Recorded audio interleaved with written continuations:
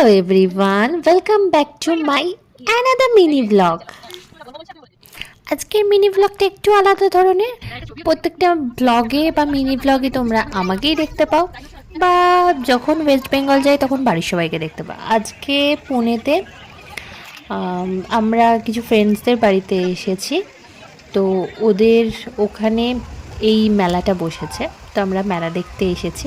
তো সবাই মিলে মেলা দেখতে চলে এসেছি।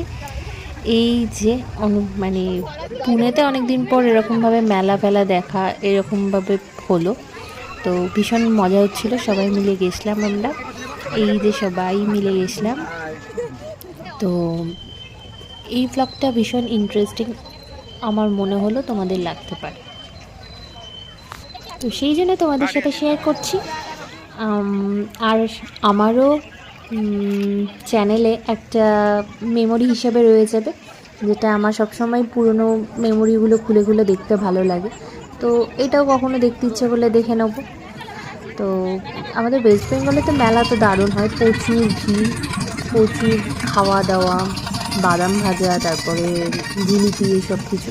বাট এখানে এইসব জিলিপি বাদাম ভাজা এইসব কিছু ছিল না, বাট এখানে অনেক বাচ্চাদের খেলনা এইসবের প্রচুর ছিল।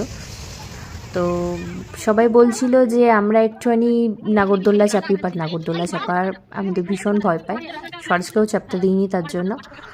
আর এই যে সবাই মিলে অনেক ছবি টবিও তুললাম, অনেক মজা করলাম।